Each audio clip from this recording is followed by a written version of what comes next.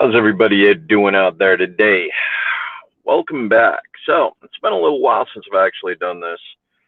Running all over the country. God, looking rough. But I went up to Post Falls this last weekend.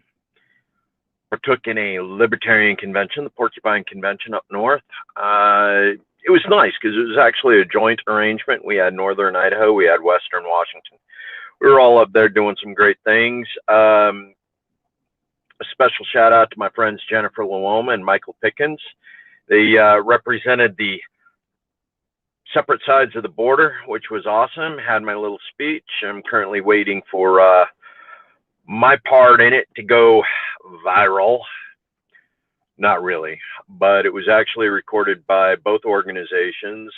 Jenny Immelhoff, our LP chair for the state of Idaho, her husband was up there recording all of the sessions, all of the speeches, all of the events. It'll be going out here before too much longer. I will share it as soon as they actually post it.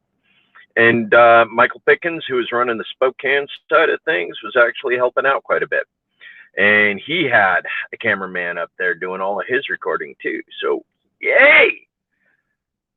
1, 2, we got a double going on. Now, one of the things I actually want to talk about today is a concept I actually stumbled across while driving back. Now, most of you understand that I grew up in Idaho, and as a result of growing up in Idaho, there's an awful lot of LDS doctrine that I've been exposed to. A lot of it has to do with the fact that I was actually, first 15 years of my life, I was raised in the LDS church.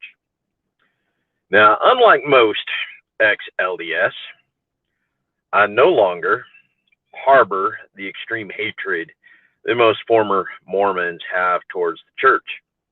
I actually think that it does an awful lot of good things within what it's equipped to do. But a friend of mine, who is still very devout LDS, introduced me to the concept of unrighteous submission. I want you to think about that for a little bit, folks. Unrighteous submission. What does that mean to you? Okay. Now, in the church, the concept of unrighteous dominion is basically you're going out and you're creating laws and you're forcing your will upon others. Okay. Now, this is a violation of the will of God because God gave everyone free will, the freedom of choice. So when you go out and you rob people of their choice, you're essentially practicing unrighteous dominion. Now, unrighteous submission. That is your willful participation in someone else's unrighteous dominion. You know they're wrong, but you choose to follow them anyway. Now, I'm going to run this back to the Nuremberg trials. Just think about that. Following orders is not a defense when you know that the orders are wrong. Welcome to the concept of unrighteous submission. Following orders is no defense in the eyes of God when you understand that the orders were wrong. Just sort of blew my mind the other day when that concept came to me and I really started to understand. Especially as we look into Idaho politics. We all know just how many of our Idaho politicians are LDS. They are Mormon. They are using the legislative process to force people to adhere to their ideals and their goals. Hey Kareem, how you doing? Nice seeing you here today. But in the meantime, live, love, share.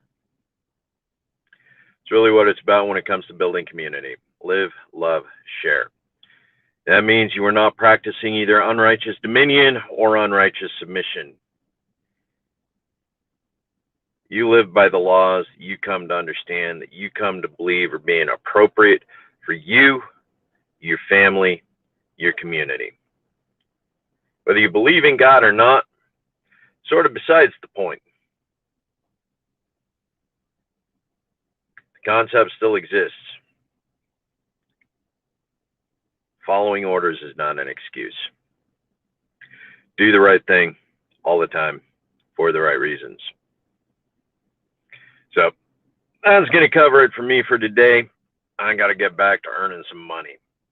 Love you guys. Remember, family, friends, community. As long as you got those three things, you can make anything happen.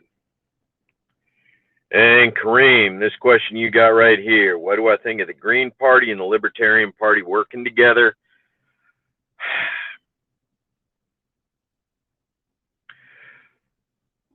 That's going to be an interesting and rather long discussion. Something I'm going to have to put off for another day. Reason why is because the Green Party's diverged somewhat from their original goals. I honestly think that both the left and the right libertarian mindset that's represented in the Libertarian Party and the Green Party ideals should work together, and together they'll come together in a center point called mutualism.